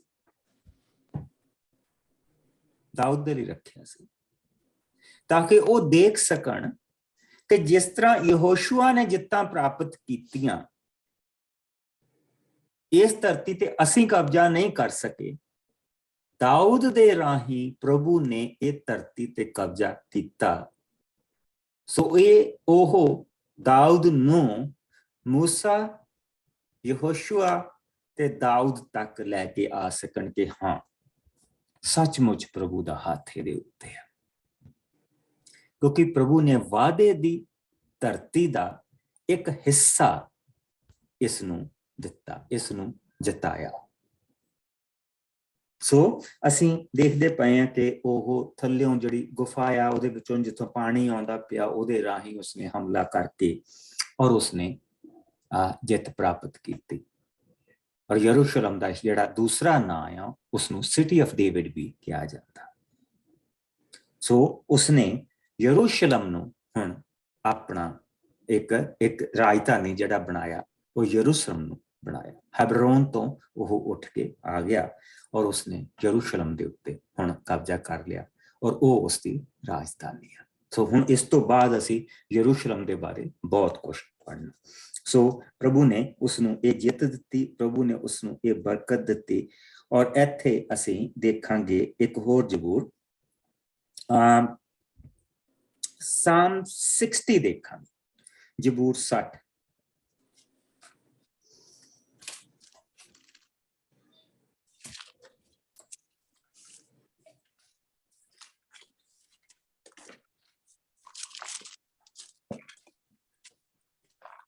हे परमेश्वर, तू सानू त्याग दिता, तू सानू नीवियां कर दिता, क्योंकि तू क्रोधित सी।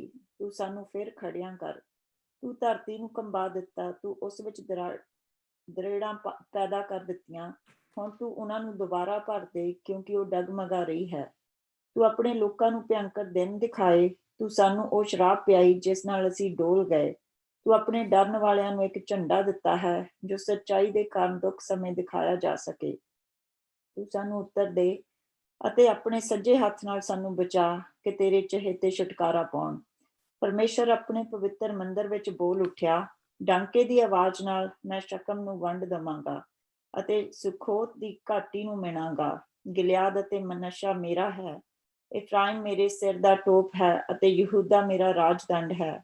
ਮੁਆਬ ਮੇਰੇ ਹੱਥ ਧੋਣ ਵਾਲੀ ਚਿਲਮਚੀ ਹੈ। ਅਦੋਮ ਉੱਤੇ ਮੈਂ ਆਪਣੀ ਜੁੱਤੀ ਮਾਰਾਂਗਾ, ਫਿਲਿਸਤ ਉੱਤੇ ਮੈਂ ਜਿੱਤ ਦਾ ਨਾਰਾ ਮਾਰਾਂਗਾ।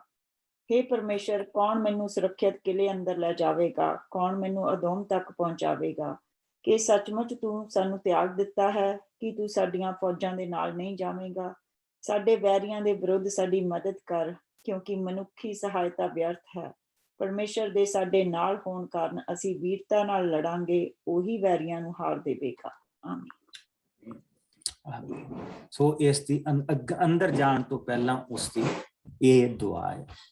सो प्रभु ने उसनू जित दिती हो, उस किलेबंदी पूरी है उसकी। और अज तक उन्होंने कोशिशां कीतियां पर उत्थे वो राज प्राप्त नहीं कर सके, क्योंकि उन्होंने जिहड़ी चार दीवारी आ वो लंघनी बहुत मुश्किल। और इत्थे असीं जिहड़ा देखते पए आ ਕਿ ਪ੍ਰਭੂ ਦੇ ਅੱਗੇ ਉਸਨੇ ਦੁਆ ਦਿੱਤੀ। ਉਹ ਕਹਿੰਦਾ ਕਿ ਠੀਕ ਹੈ, ਪਹਿਲੇ ਜਿਹੜੇ ਤਰੀਕੇ ਵਰਤੇ ਗਏ ਉਹ ਤਾਂ ਮਨੁੱਖੀ ਤਰੀਕੇ ਸੀਗੇ, ਉਹਨਾਂ ਦੇ ਨਾਲ ਨਹੀਂ। ਜਿੱਤ ਤੇਰੇ ਹੱਥ, ਤੂੰ ਸਾਡੇ ਨਾਲ ਚੱਲ, ਤੂੰ ਸਾਨੂੰ ਜਿੱਤ ਦੇ। ਸੋ ਪ੍ਰਭੂ ਨੇ ਉਸ ਨੂੰ ਜਿੱਤ ਦਿੱਤੀ। ਸੋ ਹੁਣ ਅਸੀਂ ਸਾਮ 96 ਦੇ ਵਿੱਚ ਆ ਗਏ। ਬੰਨਾ ਹੈ 919, ਸੌਰੀ 918। मैं पढ़ने मास्टर जी। ਹਾਂਜੀ ਹਾਂਜੀ ਹਾਂਜੀ। नवा गीत, प्रभु दे लिए एक नवा गीत गाओ। हाँ, हे सब धरती वासियों, प्रभु दे लिए गाओ, प्रभु दे लिए गाओ। उस दे नाम नूं धन कहो, हर रोज उसकी मुक्ति दे शुभ समाचार बारे दसो। कौमां विच उसकी महिमा दा अते सब लोकां विच उसदे अद्भुत कमां दा बयान करो। प्रभु महान है, ਉਹ ਅਤਿਅੰਤ ਮਹਿਮਾ ਦੇ ਯੋਗ ਹੈ, ਉਹ ਸਭ ਦੇਵਤਿਆਂ ਨਾਲੋਂ ਵੱਧ ਭਗਤੀ ਦੇ ਯੋਗ ਹੈ। ਪਰਾਈਆਂ ਕੌਮਾਂ ਦੇ ਦੇਵਤਾ ਕੇਵਲ ਮੂਰਤੀਆਂ ਹਨ, ਪਰ ਪ੍ਰਭੂ ਨੇ ਆਕਾਸ਼ ਬਣਾਏ ਹਨ। ਉਸ ਦੇ ਕੋਲ ਆਦਰ ਅਤੇ ਪ੍ਰਤਾਪ ਹੈ, ਸ਼ਕਤੀ ਅਤੇ ਸੁੰਦਰਤਾ ਉਸ ਦੇ ਪਵਿੱਤਰ ਸਵੇਰੇ ਪੜ੍ਹ ਕੇ ਗਈ ਸੀ ਦੋਨੇ ਭਾਸ਼ਣ। हे ਸਭ ਧਰਤੀ ਦੇ ਲੋਕੋ, ਪ੍ਰਭੂ ਨੂੰ ਮੰਨੋ, ਤੁਸੀਂ ਪ੍ਰਭੂ ਦੀ ਮਹਿਮਾ ਤੇ ਸ਼ਕਤੀ ਨੂੰ ਮੰਨੋ, ਤੁਸੀਂ ਪ੍ਰਭੂ ਦੇ ਨਾਂ ਦਾ ਪ੍ਰਤਾਪ ਮੰਨੋ। ਭੇਟ ਲੈ ਕੇ ਉਸ ਦੇ ਕੋਲ ਆਵੋ, ਪਵਿੱਤਰ ਵਸਤਰ ਪਹਿਨ ਕੇ ਪ੍ਰਭੂ ਦੀ ਆਰਾਧਨਾ ਕਰੋ। हे ਸਭ ਧਰਤੀ ਵਾਸੀਓ, ਉਸ ਦੇ ਅੱਗੇ ਕੰਬੋ, ਸਭ ਕੌਮਾਂ ਨੂੰ ਦੱਸੋ ਪ੍ਰਭੂ ਰਾਜ ਕਰਦਾ ਹੈ। ਹਾਂ, ਸੰਸਾਰ ਸਥਿਰ ਹੈ, ਇਹ ਕਦੀ ਹਿੱਲੇਗਾ ਨਹੀਂ। ਉਹ ਲੋਕਾਂ ਦਾ ਨਿਆਂ ਨਿਰਪੱਖਤਾ ਨਾਲ ਕਰੇਗਾ। हे ਆਕਾਸ਼ ਅਤੇ ਧਰਤੀ ਆਨੰਦਿਤ ਹੋਵੋ, हे ਸਮੁੰਦਰ ਅਤੇ ਇਸ ਦੀ ਸਭ ਭਰਪੂਰੀ ਨਾਰੇ ਮਾਰੋ। हे ਖੇਤੋ ਅਤੇ ਜੋ ਸਭ ਇਸ ਵਿੱਚ ਹੈ, ਖੁਸ਼ ਹੋਵੋ। ਤਾਂ ਜੰਗਲ ਦੇ ਸਭ ਰੁੱਖ ਵੀ ਖੁਸ਼ੀ ਦੇ ਗੀਤ ਗਾਉਣਗੇ, ਕਿਉਂਕਿ ਪ੍ਰਭੂ ਧਰਤੀ ਤੇ ਰਾਜ ਕਰਨ ਲਈ ਆ ਰਿਹਾ ਹੈ। ਉਹ ਸੰਸਾਰ ਅਤੇ ਲੋਕਾਂ ਦਾ ਸੱਚਾਈ ਤੇ ਸੱਚ ਨਾਲ ਨਿਆਂ ਕਰੇਗਾ। ਆਮੀਨ। ਔਰ ਫਿਰ ਅਸੀਂ ਦੇਖਿਆ ਕਿ ਦਾਊਦ ਨੇ ਉੱਥੇ ਆਪਣਾ ਰਾਜ ਕਾਇਮ ਕਰ ਲਿਆ। ਔਰ ਜਿਸ ਲਈ ਦਾਊਦ ਨੇ ਆਪਣਾ ਰਾਜ ਕਾਇਮ ਕਰ ਲਿਆ ਤੇ ਇੱਕ ਹੋਰ ਚੀਜ਼ ਸ਼ੁਰੂ ਹੋ ਗਈ ਜੋ ਸਾਊਲ ਦੇ ਨਾਲ ਕਦੀ ਨਹੀਂ ਸੀ ਹੋਈ। ਤੇ ਅਸੀਂ ਦੇਖਿਆ ਕਿ ਜਿਹੜਾ ਸ਼ੇਰ ਦਾ ਰਾਜਾ ਹਿਰਾਮ ਆ, ਉਸਨੇ ਦਾਊਦ ਦੇ ਕੋਲ ਸੰਦੇਸ਼ਵਾਹਕ ਅਤੇ ਉਸਦੇ ਮਹਿਲ ਬਣਾਉਣ ਦੇ ਲਈ ਦਿਆਰ ਦੀ ਲੱਕੜੀ, ਤਰਖਾਣ ਅਤੇ ਪੱਥਰ ਘੜਨ ਵਾਲੇ ਕੱਲੇ। ਤਦ ਦਾਊਦ ਜਾਣ ਗਿਆ ਕਿ ਪ੍ਰਭੂ ਨੇ ਉਸਦਾ ਇਜ਼ਰਾਈਲ ਉੱਤੇ ਰਾਜ ਸਥਾਪਿਤ ਕਰ ਦਿੱਤਾ ਹੈ ਅਤੇ ਉਸ ਵਕਤ ਪ੍ਰਭੂ ਨੇ ਲੋਕਾਂ ਕਾਰਨ ਪ੍ਰਭੂ ਆਪਣੇ ਲੋਕਾਂ ਦੇ ਕਾਰਨ ਉਸਦੇ ਰਾਜ ਨੂੰ ਵਧਾ ਫੈਲਾ ਗਿਆ। ਦੂਸਰੇ ਦੇਸ਼ ਦੇ ਰਾਜਿਆਂ ਨੇ ਵੀ ਹੁਣ ਉਸਨੂੰ ਆਪਣਾ ਰਾਜ ਉਸਨੂੰ ਮੰਨ ਲਿਆ ਕਿ ਪ੍ਰਭੂ ਨੇ ਸੱਚਮੁੱਚ ਤੈਨੂੰ ਯਰੂਸ਼ਲਮ ਦਾ ਰਾਜਾ ਬਣਾਇਆ। ਸੋ ਉਹ ਦਿਆਰ ਦੀ ਲੱਕੜੀ ਘਾਲਦਾ ਪਿਆ, ਪੱਥਰ ਘੜਨ ਵਾਲੇ ਘਾਲਦਾ ਪਿਆ, ਸਾਰੀਆਂ ਚੀਜ਼ਾਂ ਉਹ ਘਾਲਦਾ ਪਿਆ, ਤੂੰ ਆਪਣਾ ਮਹਿਲ ਬਣਾ। ਸੋ ਇਹ ਕੀ ਆ? ਇੱਕ ਤਰ੍ਹਾਂ ਦੀ ਸੰਧੀ ਆ ਕਿ ਤੂੰ ਸਾਡੇ ਨਾਲ ਸ਼ਾਂਤੀ ਦਾ ਰਹੇਗਾ, ਤੂੰ ਸਾਡੇ ਤੇ ਹਮਲਾ ਨਹੀਂ ਕਰੇਗਾ। ਸੋ ਇਹਦੇ ਵਿੱਚ ਕੀ ਛੁਪਿਆ? ਇਹਦੇ ਵਿੱਚ ਇਹ ਛੁਪਿਆ ਆ ਕਿ ਉਹ ਦੇਸ਼ ਜਿਹੜੇ ਇੱਕ ਵੇਲੇ ਹਮੇਸ਼ਾ ਡਰ ਰਹਿੰਦਾ ਸੀ ਕਿ ਇਧਰੋਂ ਵੀ ਹਮਲਾ ਹੋ ਜੂ, ਉਧਰੋਂ ਵੀ ਹਮਲਾ ਹੋ ਜੂ, ਹੁਣ ਉਹ ਇਹ ਕਹਿ ਸਕਦਾ ਕਿ ਅਸੇਰ ਵੱਲੋਂ ਮੇਰੇ ਉੱਤੇ ਹਮਲਾ ਨਹੀਂ ਹੋ ਸਕਦਾ।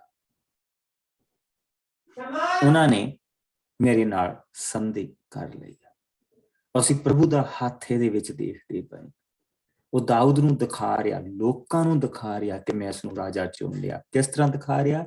ਕਿ ਯਰੂਸ਼ਲਮ ਦਾ ਜਿਹੜਾ ਇਲਾਕਾ ਸੀਗਾ ਜਿਸ ਦੇ ਉੱਤੇ ਉਹ ਆਪਣਾ ਰਾਜ ਨਹੀਂ ਕਾਇਮ ਕਰ ਸਕੇ ਸੀਗੇ, ਉਹਦੇ ਉੱਤੇ ਦਾਊਦ ਦੇ ਰਾਹੀਂ ਪ੍ਰਭੂ ਨੇ ਕਬਜ਼ਾ ਦਿੱਤਾ। ਹੁਣ ਲੋਕ ਇਹ ਦੇਖ ਸਕਦੇ ਆ ਕਿ ਹਾਂ ਇਹ ਠੀਕ ਆ, ਸੱਚਮੁੱਚ ਪ੍ਰਭੂ ਇਸ ਦੇ ਨਾਲ,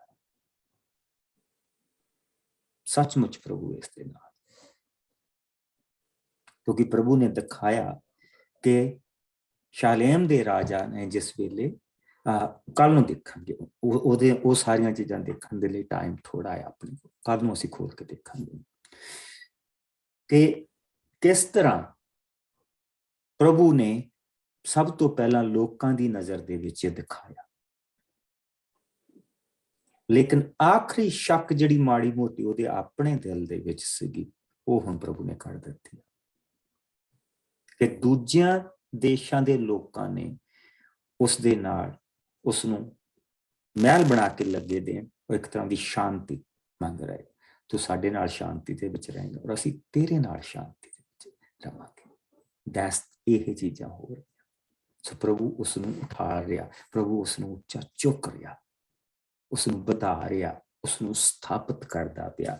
ਸੋ ਆਓ ਅਸੀਂ ਇੱਕ ਜ਼ਬੂਰ ਇੱਥੇ ਹੋਰ ਦੇਖਾਂਗੇ। ਪ੍ਰਭੂ ਦੀ ਵਡਿਆਈ ਦਾ ਗੀਤ 98 ਜ਼ਬੂਰ ਇੱਥੇ ਆਉਂਦਾ।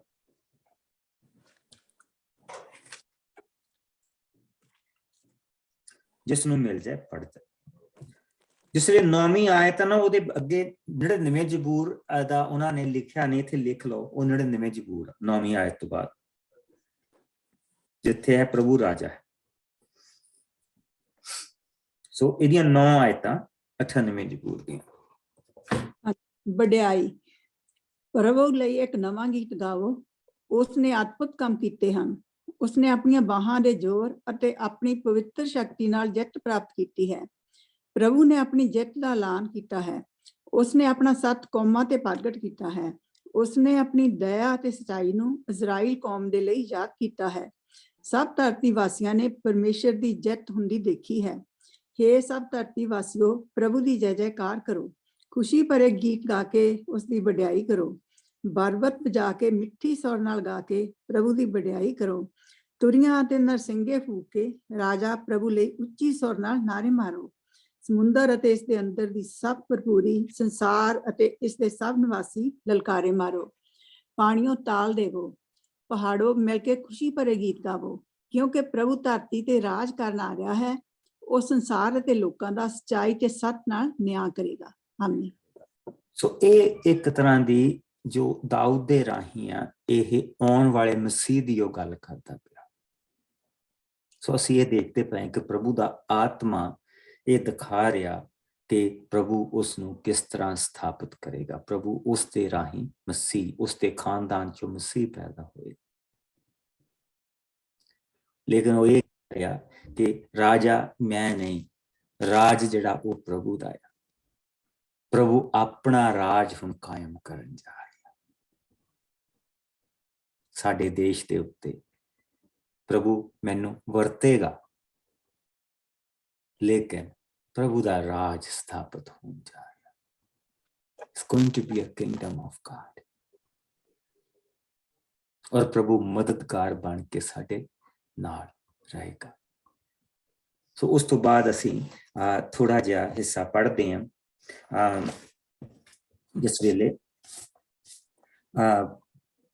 ਹਬਰੋਨ ਦੇ ਇਲਾਕੇ ਦੇ ਵਿੱਚ ਤੋਂ ਉਹ ਜਿਸ ਵੇਲੇ ਯਰੂਸ਼ਲਮ ਦੇ ਵਿੱਚ ਆ ਗਿਆ, ਤਾਂ ਫਿਰ ਦੱਸਦੇ ਕਿ ਦਾਊਦ ਨੇ ਹੋਰ ਵੀ ਬਹੁਤ ਸਾਰੀਆਂ ਔਰਤਾਂ ਦੇ ਨਾਲ ਵਿਆਹ ਕੀਤਾ, ਜੋ ਆਉਣ ਵਾਲੇ ਸਮੇਂ ਦੇ ਵਿੱਚ ਅਸੀਂ ਦੇਖਣਾ ਕਿ ਵਿਆਹ ਕੀਤਾ। ਉਸਦੇ ਘਰ ਹੋਰ ਬਹੁਤ ਸਾਰੇ ਧੀਆਂ ਪੁੱਤਰਾਂ ਨੇ ਜਨਮ ਲਿਆ। ਯਰੂਸ਼ਲਮ ਦੇ ਵਿੱਚ ਉਸਦੇ ਘਰ ਜੰਮੀ ਸੰਤਾਨ ਦੇ ਇਹ ਨਾਂ ਸਨ: ਸ਼ਮੂਆ, ਸ਼ੋਆਬ, ਨਥਾਨ, ਸੁਲੇਮਾਨ, ਯਸਹਾਰ, ਅਲਿਸ਼ੂਆ, ਨਫਗ, ਯਾਫੀਆ, ਅਲਿਸ਼ਮਾ, ਅਲਿਆਦਾ ਅਤੇ ਅਲਿਫਾਹਦ। ਸੋ ਅਸੀਂ ਇਹ ਜਿਹੜਾ ਹਿੱਸਾ ਆ, ਇਹ ਏਦਾਂ ਨਹੀਂ ਇੱਥੇ ਨਹੀਂ ਖਤਮ ਹੋ ਜਾਂਦਾ। ਆਉਣ ਵਾਲੇ ਸਮੇਂ ਦੇ ਵਿੱਚ ਅਸੀਂ ਇਹ ਸਾਰੀਆਂ ਚੀਜ਼ਾਂ ਦੇਖਣੀਆਂ। ਸੋ ਅਸੀਂ ਕੀ ਦੇਖਦੇ ਪਏ ਕਿ ਦਾਊਦ ਨੂੰ ਫਰਮ ਸ਼ੈਪਰਡ ਟੂ ਕਿੰਗ, ਇੱਕ ਚਰਵਾਹੇ ਤੋਂ ਪ੍ਰਭੂ ਨੇ ਉਸ ਨੂੰ ਆਪਣਿਆਂ ਲੋਕਾਂ ਦੇ ਉੱਤੇ ਉਸ ਨੂੰ ਰਾਜ ਦਿੱਤਾ। ਉਸਦੇ ਰਾਜ ਨੂੰ ਉਸਨੇ ਸਥਾਪਿਤ ਕੀਤਾ ਔਰ ਹਰ ਕੰਮ ਦੇ ਵਿੱਚ ਪ੍ਰਭੂ ਦਾ ਅਸੀਂ ਹੱਥ ਦੇਖਦੇ ਪਏ। ਉਸ ਨੂੰ ਇੱਕ ਨੇਕ ਰਾਜਾ ਪ੍ਰਭੂ ਨੇ ਬਣਾਇਆ। ਉਸਦੇ ਦਿਲ ਦੇ ਵਿੱਚ ਬੁਰਾਈ ਨਹੀਂ। ਉਹ ਆਪਣੇ ਦੁਸ਼ਮਣਾਂ ਦੇ ਖਿਲਾਫ ਵੀ ਬੁਰਾਈ ਨਹੀਂ ਕਰਦਾ, ਆਪਣੇ ਹੱਥ ਨਾਲ ਨਹੀਂ ਕਰਦਾ। ਪ੍ਰਭੂ ਤੋਂ ਮੰਗਦਾ ਹੀ ਆ, ਤੂੰ ਉਹਨਾਂ ਨੂੰ ਸਜ਼ਾ ਦੇ, ਤੂੰ ਸਜ਼ਾ ਦੇ, ਪਰ ਮੈਂ ਆਪਣੇ ਹੱਥ ਗੰਦੇ ਨਹੀਂ ਕਰੂੰਗਾ। ਔਰ ਦੇਖੋ ਪ੍ਰਭੂ ਉਸ ਨੂੰ ਕਿਸ ਤਰ੍ਹਾਂ ਬਰਕਤ ਤੋਂ ਬਾਅਦ ਬਰਕਤ, ਬਰਕਤ ਤੋਂ ਬਾਅਦ ਬਰਕਤ, ਬਰਕਤ ਤੋਂ ਬਾਅਦ ਬਰਕਤ। ਔਰ ਇਹੋ ਹੀ ਪ੍ਰਭੂ ਸਾਡੇ ਲਈ ਕਰਦਾ ਹੈ। ਸਾਨੂੰ ਵੀ ਪ੍ਰਭੂ ਨੇ ਏਦਾਂ ਹੀ ਚੁੱਕਿਆ ਹੈ। ਔਰ ਜਿਸ ਨੇ ਸਾਨੂੰ ਚੁੱਕਿਆ। ਕਈ ਵਾਰੀ ਜ਼ਿੰਦਗੀ ਦੇ ਵਿੱਚ ਭਾਰੇ ਸਮੇਂ ਆਉਂਦੇ ਆ, ਲੇਕਿਨ ਯਾਦ ਰੱਖੋ ਜਿਸ ਚੀਜ਼ ਦੇ ਲਈ ਉਸਨੇ ਸਾਨੂੰ ਚੁਣਿਆ, ਜਿਸ ਦੇ ਲਈ ਉਸਨੇ ਸਾਨੂੰ ਚੁਣਿਆ, ਜਿਸ ਘਰ ਦੇ ਲਈ ਉਸਨੇ ਸਾਨੂੰ ਚੁਣਿਆ, ਉਹ ਆਪਣਾ ਕੰਮ ਕਦੀ ਅੱਧ ਵਿੱਚ ਨਹੀਂ ਛੱਡੇਗਾ, ਉਸ ਨੂੰ ਪੂਰਾ ਕਰੇਗਾ। ਕਿਉਂਕਿ ਜਿਸਨੇ ਇੱਕ ਭਲਾ ਕੰਮ ਸਾਡੀ ਜ਼ਿੰਦਗੀ ਦੇ ਵਿੱਚ ਸ਼ੁਰੂ ਕੀਤਾ, ਉਹ ਮਸੀਹ ਦੇ ਦਿਨ ਤੱਕ ਉਸ ਨੂੰ ਪੂਰਾ ਕਰੇਗਾ। ਆਮੀਨ। ਆਓ ਦੁਆ ਕਰੀਏ। ਪਿਆਰੇ ਪ੍ਰਭੂ, ਤੇਰਾ ਬਹੁਤ ਸ਼ੁਕਰ ਕਰਦੇ ਹਾਂ ਤੇਰੀ ਦਇਆ ਦੇ ਲਈ, ਤੇਰੇ ਰਹਿਮ ਦੇ ਲਈ, ਤੇਰੇ ਪਿਆਰ ਦੇ ਲਈ।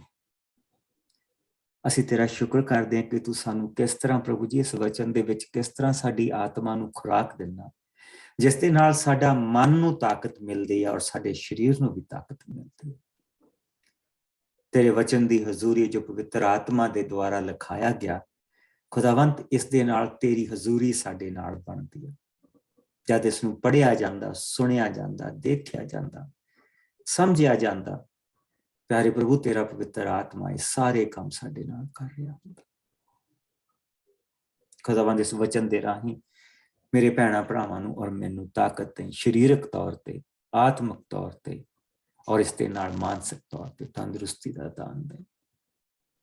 ਪਿਆਰੇ ਪ੍ਰਭੂ, ਬਾਕੀ ਦਾ ਸਮਾਂ ਤੂੰ ਸਾਡੇ ਨਾਲ ਬਣਿਆ ਰਹੇ, ਬੁਰੇ ਔਰ ਬੁਰਾਈ ਤੋਂ ਸਾਨੂੰ ਬਚਾ ਕੇ ਰੱਖੇ, ਆਪਣੀ ਨਜ਼ਦੀਕੀ ਦੇ ਵਿੱਚ ਬਣਾ ਕੇ ਰੱਖੇ। ਯਿਸੂ ਮਸੀਹ ਦੇ ਮਿੱਠੇ ਪਿਆਰੇ ਨਾਮ ਚ ਸਾਰੇ ਭੈਣ ਭਰਾ ਕਹਿਣ ਬਲੈਸ ਯੂ ਆਲ। ਖੁਦਾਵੰਦ ਤੁਹਾਨੂੰ ਬਰਕਤ ਦੇ ਔਰ ਤੁਹਾਡੇ ਸਾਰਿਆਂ ਦੇ ਨਾਲ ਬਣਿਆ ਰਹੇ। ਕੱਲ ਨੂੰ ਆਪਾਂ ਸੇਮ ਟਾਈਮ